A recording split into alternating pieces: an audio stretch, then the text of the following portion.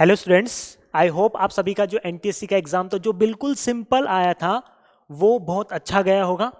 इस वीडियो के अंदर हम क्या करेंगे, वन बाय वन जो भी बायोलॉजी पोर्शन के अंदर बॉटनी प्लस जूलॉजी के अंदर जो भी क्वेश्चन आए थे उन सबको हम डिस्कस करेंगे। तो सबसे पहला हमारा क्वेश्चन 27, इसकी हम बात करते हैं। अगर हमें सेल वॉल के बारे में थोड़ी बहुत भी नॉलेज होगी ना तो हम इस क्वेश्चन को आराम से पढ़ते ही इसका आंसर टिक कर देंगे। हालांकि यहाँ पे मैंने आंसर पहले ही दे रखा है, ठीक है, लेकिन हमें क्या पूरा सॉल्यूशन करना है तो आंसर तो बताना ही पड़ेगा आपको।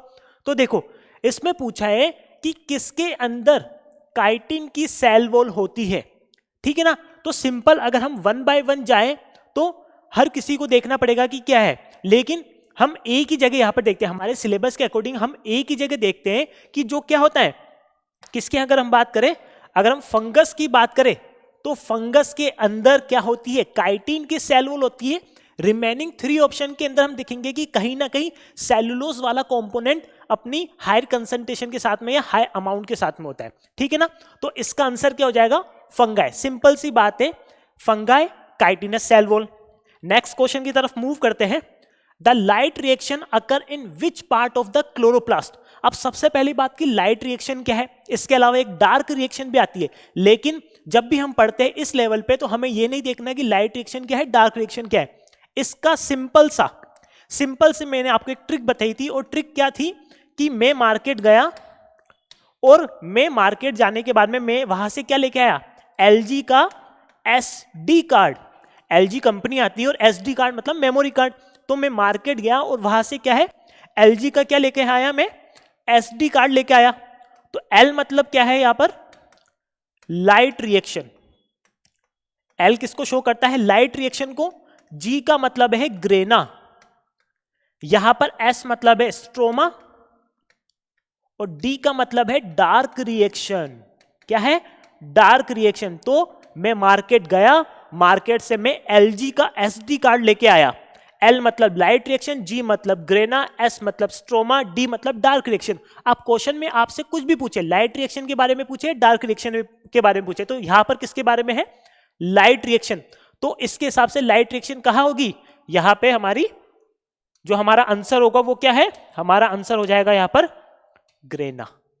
सिंपल सी बात है, ध्यान रखना है, लाइट रिएक्शन ग्रेना के अंदर, डार्क रिएक्शन स्ट्रोमा के अंदर। सिंपल सा क्वेश्चन आएगा, अगर नेक्स्ट कभी भी आए या कभी भी हम देखें तो हमें फटाफट से आंसर क्लिक करना है। तो क्या है, लाइट रिएक्शन किसमें है, ग्रेना, स्ट्रोमा, डार्क रिएक्शन।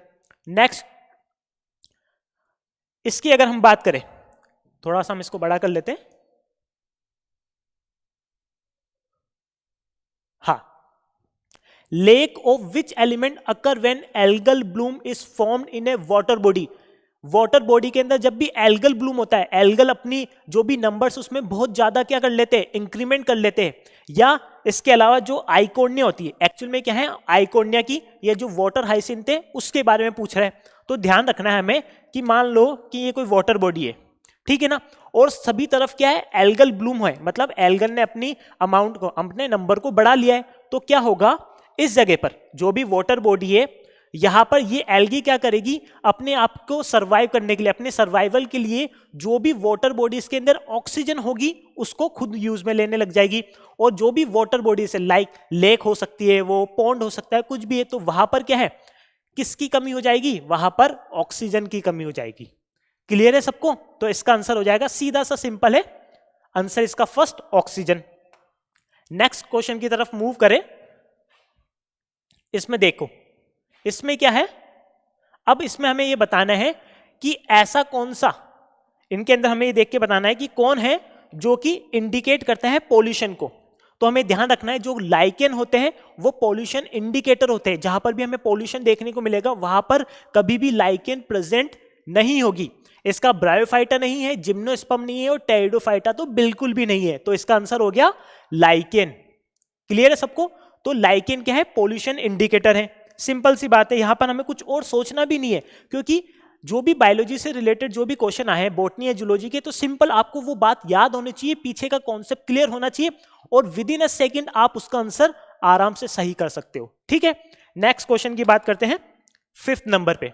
ये थोड़ा सा कैलकुलेशन वाला पार्ट है, लेकिन अगर आपको याद है, आपने इसके क्वेश्चन बार बार कर रखे हैं, तो आपको यहां पर कहीं भी दिक्कत नहीं आने वाली। अब देखो इसको करके देखते हैं अपन की आंसर क्या आना चाहिए। ठीक है, तो देखो इसने पूछा है F2 जनरेशन ऑफ मोनोहाइब्रिड। तो अगर हम मोनोहाइब्रिड की बात करें, किसकी बात करें, मोनोहाइब्रिड मतलब हमें सिंगल कैरेक्टर की बात करनी है। तो मान लो मैं मोनोहाइब्रिड को लेता हूं, मैं जो इनकी लेंथ वाला है उसमें एक टॉल लेता हूं और एक ड्वार्फ लेता हूं। ये तो कौन है, टॉल प्लांट है और ये ड्वार्फ प्लांट है। अब गैमेट्स का फॉर्मेशन होगा, ये तो कौन है, पेरेंट्स है। अब गैमेट का फॉर्मेशन होगा तो क्या होगा, यहां पर गैमेट का फॉर्मेशन हुआ तो यहां पर कैपिटल टी, यहां पर स्मॉल टी, तो ये तो हो गए हमारे गैमेट्स, ये हमारे पेरेंट्स। अब गैमेट का फ्यूजन होगा, सिंपल सी बात है, गैमेट का क्या होगा, फ्यूजन होगा। और हमारे पास में जो भी जनरेशन आई है वो जनरेशन कौन सी है, वो जनरेशन है F1। लेकिन हमसे क्या पूछा है यहां पर, हमसे यहां पर F2 के बारे में पूछा है। तो F2 के लिए हमें क्या करना पड़ेगा, F1 का क्रॉस F1 से कराना पड़ेगा। लेकिन इसकी बात करें तो ये सारे के सारे कैसे होंगे प्लांट, ये सारे के सारे टॉल प्लांट होंगे। ठीक है ना, हम देखते हैं कि ये सारे के सारे टॉल प्लांट क्यों होते हैं, क्योंकि यहां पर लॉ ऑफ डोमिनेंट वर्क करता है। क्योंकि अगर टॉल और ड्वार्फ की बात करें तो यहां पर डोमिनेंट कैरेक्टर कौन सा है, यहां पर डोमिनेंट है टॉल। सिंपल सी बात है, आगे बढ़ते। अब हम क्या करेंगे, F1 का क्रॉस कराएंगे F1 के साथ में, F1 का क्रॉस कराएंगे हम F1 के साथ में, मतलब capital T small T and capital T small T. अब यहां पर क्या करेंगे, हम गैमेट्स का फॉर्मेशन करेंगे। मैंने बताया था गैमेट्स के फॉर्मेशन के लिए एक फॉर्मूला याद रखना है, 2 की पावर n, जहां पर n किसको डिनोट करता है, यहां पर n है नंबर ऑफ हेट्रोजाइगस।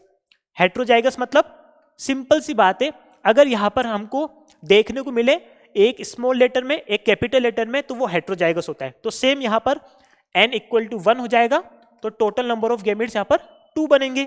तो देखो इस जगह पर हम गैमेट्स बनाएंगे तो ये हमारे गैमेट्स बनेंगे, सिंपल सी बात है। अब ये गैमेट्स बने, अब गैमेट्स का होगा फ्यूजन, तो हमारे पास में क्या आएगा, capital T capital T, capital T small T, capital T small T and small T small T. अब हमसे पूछा है यहां पर क्या, हमसे पूछा है जीनोटिपिक रेशो, मतलब हमें इनका जीनोटाइप बताना है, फिनोटाइप नहीं। फिनोटाइप होता तो हम देख के बता सकते हैं कि पर्टिकुलर प्लांट लॉन्ग है या ड्वार्फ है। लेकिन हमसे यहां पे क्या पूछा है, हमसे पूछा है कि इसका जीनोटाइप बताना है। लेकिन अगर मान लो फिनोटाइप आता तो फिनोटाइप के लिए अपन क्या करते, ये क्या है, लॉन्ग है, ये भी लॉन्ग हो जाएगा, ये भी लॉन्ग हो जाएगा एंड दिस इज ड्वार्फ। अब तो देखो अगर हमसे फिनोटिपिक रेशो पूछता तो 3:1, लेकिन हमसे जीनोटिपिक रेशो पूछा है तो हमें जीन लेवल पे जाके देखना पड़ेगा। जो ये स्ट्रक्चर हमारे पास में आई है F2 जनरेशन के अंदर, ये हमारी F2 जनरेशन है ना, इस F2 जनरेशन के अंदर हमारे पास में जो भी ऑफ स्प्रिंग आई है उसका हमें जीन लेवल का देखना है। तो देखो जो भी कैपिटल टी है वो कितने हमारे पास में 1, कैपिटल टी स्मॉल टी ये कितने हैं 1 एंड 2, तो 2, और स्मॉल टी ये कितने हैं 1। तो क्या रेशो आया जीनोटाइप का 1:2:1। तो देखते हैं ऑप्शन में ऐसा कहीं है क्या, ये नहीं है। 3:1 ये हमसे नहीं पूछा है, ये तो हमारा क्या है फिनोटिपिक रेशो है, तो ये नहीं हो सकता। 9:3:1 ये भी हमारा कहीं नहीं आया, जब हम डायहाइब्रिड की बात करते हैं तब आता है, तो अभी ये भी हमारा आंसर नहीं है। 1:2:1, तो देखो 1:2:1, तो करेक्ट आंसर क्या हो जाएगा 3। करेक्ट आंसर हमारा 3। ठीक है, बाकी 1:3 है ही नहीं, ये सिर्फ उल्टा दे दिया है किसका, फिनोटिपिक रेशियो का। आगे बढ़े, नेक्स्ट क्वेश्चन। अब इसके अंदर हमसे पूछा है कि जो भी रबी क्रॉप है उसका एग्जाम्पल बताना है। पहली बात तो हमें पता होना चाहिए कि जो भी रबी की क्रॉप होती है वो विंटर किसके अंदर, विंटर के लिए होती है। अब हमसे पूछा है कि इनमें से कौन है जो रबी की क्रॉप है, तो ध्यान रखना ओराइजा सटाइवा मतलब राइस ये रबी नहीं है, ये है खरीफ। ट्रिटिकम एस्टिवेशम मतलब हमसे वीट के बारे में पूछा है, मतलब गेहूं के बारे में, अभी देखते हैं। इसके अलावा ये हमारा क्या है, बाजरा। एंड लास्ट वन इज जियामेज, मक्का। तो ध्यान रखना है इसका आंसर सिर्फ एनसीईआरटी की लाइन आपसे पूछी गई है, 9th क्लास के अंदर एनसीईआरटी के अंदर गिवन है इसका एग्जाम्पल, ये हो जाएगा क्या आंसर सेकंड। जो वो वीट है मतलब जो गेहूं है वो रबी क्रॉप का एग्जाम्पल है। क्लियर है सबको? तो रबी क्रॉप का एग्जाम्पल कौन है, हमारा सेकंड नंबर ट्रिटिकम एस्टिवम। बाकी रिमेनिंग 3 क्या है, बाकी रिमेनिंग 3 खरीफ की क्रॉप्स है, जो कि कब होती है, रेनी सीजन के अंदर ग्रो कराई जाती है। नेक्स्ट क्वेश्चन की तरफ मूव करते हैं। सिंपल सी बात है, अगर हमें पता है इसके बारे में तो ही हम आंसर कर पाएंगे, नहीं तो बहुत से स्टूडेंट्स का मेरे पास में मैसेज आया कि सर ये वाली बातें तो याद करने वाली थी, कुछ समझने वाली थी। तो आपसे एनटीएससी के अंदर कुछ कॉन्सेप्ट वाले क्वेश्चन भी पूछे, कुछ डायरेक्ट आपकी मेमोरी बेस भी कि आपको कितना याद है। तो जो केवला देवी नेशनल पार्क है वो कहाँ प्रेजेंट होता है, वो प्रेजेंट होता है मतलब राजस्थान। हम देखते हैं कि हमारा जो भरतपुर है, भरतपुर के अंदर क्या है, केवला देवी नेशनल पार्क प्रेजेंट है। तो ध्यान रखना इसका आंसर क्या हो जाएगा, भरतपुर। नेक्स्ट क्वेश्चन की तरफ मूव करते हैं। अब डिजीज के बारे में थोड़ी सी हमें नॉलेज होनी चाहिए कि कौन सी डिजीज वायरस वाली है और कौन सी बैक्टीरिया के थ्रू होती है, कौन सी प्रोटोजोआ के थ्रू होती है। लेकिन क्वेश्चन में हमसे ये पूछा है कि ऐसी कौन सी डिजीज है जो वायरस के थ्रू होती है। ठीक है, तो इसके अंदर देखें मलेरिया, किसकी बात करें, सबसे पहले हम मलेरिया की अगर बात करें तो जो मलेरिया है इसके लिए हम जानते हैं कि किसके थ्रू होता है, प्लाज्मोडियम। और प्लाज्मोडियम मतलब प्रोटोजोआ, तो ये तो वायरस वाली डिजीज नहीं है। ठीक है, डिफ्थीरिया की बात करें तो ये भी वायरस से नहीं होती है, बैक्टीरिया के थ्रू है। चिकन पॉक्स ये एक वायरस से फैलने वाली डिजीज है।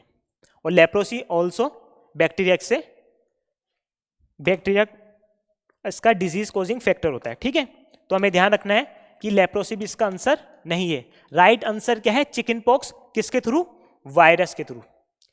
इसको तो हम जानते ही मलेरिया, तो ये आंसर तो वैसे हमें गलत करना था।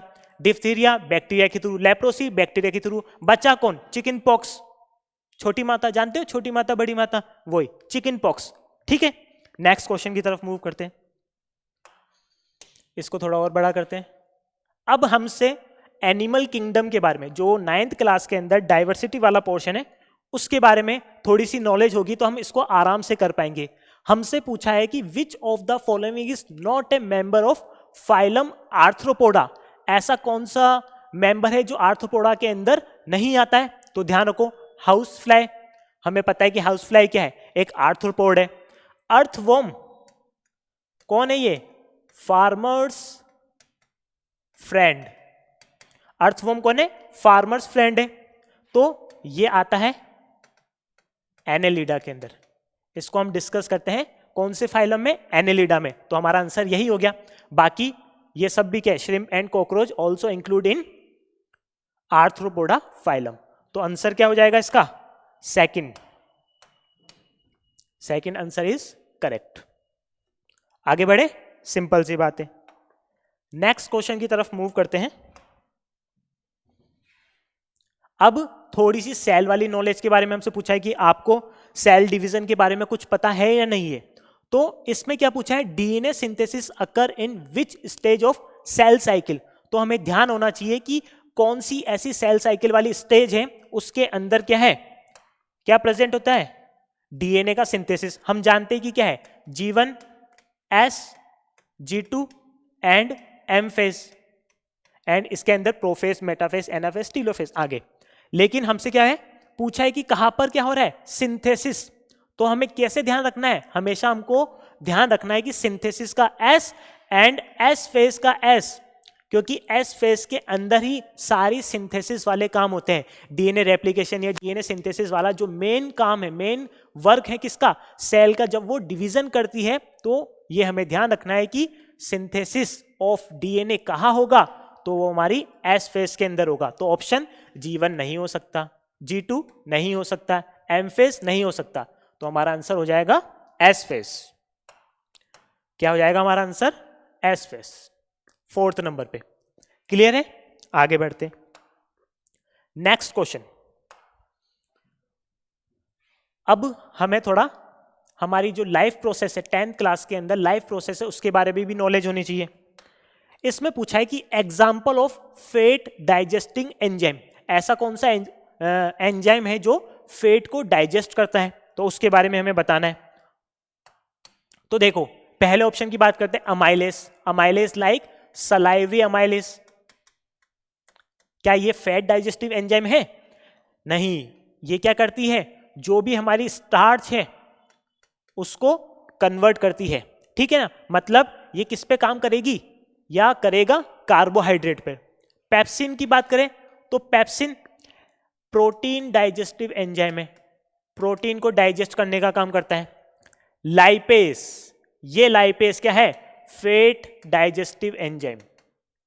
हमने क्लास नोट्स में भी देखा था, क्लास में भी देखा था लेक्चर के अंदर कि जो लाइपेज है वो क्या है, फेट डाइजेस्टिव एंजाइम है। बाकी जो न्यूक्लियसेस है, जो भी न्यूक्लियस के अंदर जो भी जेनेटिक मटेरियल है, अगर उनका डाइजेशन करना है, उनको यूनिट्स के अंदर तोड़ना है, कन्वर्ट करना है, तो न्यूक्लियस काम में आता है। तो इसका सही आंसर क्या हो जाएगा? सिंपल सी बात है, आंसर 3 मीन लाइपेस, जो कि क्या है, फेट को डाइजेस्ट करने का काम करता है। हमें ध्यान रखना है, ठीक है। नेक्स्ट, ये थोड़ा ऐसा क्वेश्चन था कि हमें याद होना चाहिए, ठीक है। सिंपल सा है, लेकिन इन जो भी हमारे साइंटिस्ट होते हैं इनके बारे में भी हमें थोड़ी सी नॉलेज होनी चाहिए कि उनका क्या रोल रहा है साइंस के अंदर। और यहां पर तो हमसे किसके बारे में पूछा है, जो इंडियन साइंटिस्ट है। कौन है? जो इंडियन साइंटिस्ट है उनके बारे में। Indian scientist known for research on cosmic rays and nuclear energy. तो ऐसे साइंटिस्ट कौन है? तो ध्यान रखना है, डॉक्टर होमी जहांगीर भाभा जी, जिन्होंने किन पर वर्क किया था, mainly cosmic rays and nuclear energy. और कौन थे ये? इंडियन साइंटिस्ट थे। ये नॉर्मली हमें डायरेक्ट याद रखने वाला है। क्वेश्चन नंबर 13, ये भी ऐसा क्वेश्चन है जो याद रखना है हमें, ठीक है। और इसका सिंपल सा आंसर क्या है, जो ताल छप्पर वाइल्ड लाइफ सेंचुरी है वो कहां पर प्रेजेंट है? तो अलवर इसका आंसर नहीं होगा, जयपुर भी नहीं है, चूरू। तो डायरेक्ट हमें याद रखना है, सिंपल सा क्वेश्चन आया है कि चूरू क्या है, ऐसा डिस्ट्रिक्ट है जहां पर ताल छप्पर वाइल्ड लाइफ सेंचुरी प्रेजेंट है, कोटा नहीं है, गलत। तो इसका आंसर हो जाएगा answer 3 Churu. Next and last question है, हमें थोड़ी सी यहां पर क्या है, विटामिन्स के बारे में नॉलेज होनी चाहिए कि disease cause by deficiency of vitamin C. Vitamin C से कौन सी डिजीज होती है उसके बारे में हमें पता होना चाहिए। विटामिन सी मतलब है एस्कॉर्बिक एसिड, ठीक है, एस्कॉर्बिक एसिड। अगर स्कर्वी की बात करें तो पहला ही ऑप्शन हमारा सही हो जाएगा, क्योंकि ये क्या है, विटामिन की डेफिशिएंसी से होने वाली डिजीज है। बाकी की भी बात कर लेते हैं। Night blindness, vitamin A, retinol से रिलेटेड डिजीज है। बेरी बेरी की बात करें, beriberi vitamin B1 mean thiamine, इससे होने वाली डिजीज है। Rickets, vitamin D. अरे थोड़ी सी देर धूप में बैठेंगे तो ही विटामिन डी मिल जाएगा, मतलब रिकेट्स तो होगा ही नहीं। मतलब कैल्सीफिरोल, क्या नाम है इसका, कैल्सीफिरोल। तो इसका आंसर क्या हो जाएगा, इसका आंसर हमारा सीधा सीधा स्कर्वी जाएगा, आंसर फर्स्ट। सिंपल। तो ये थे हमारे बायोलॉजी से रिलेटेड, बॉटनी प्लस जूलॉजी से रिलेटेड सारे क्वेश्चंस। सिंपल क्वेश्चन आए थे।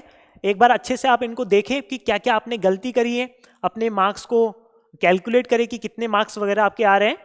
तो ये सारे जो भी अगर ये क्वेश्चन है, अगर फिर भी ना समझ में आए तो एक बार आपको क्या करना है, वीडियो को बार बार रिपीट करके देखना है। तो ये थे हमारे बायोलॉजी के NTSC 2020 के क्वेश्चंस के सॉल्यूशन। Thank you.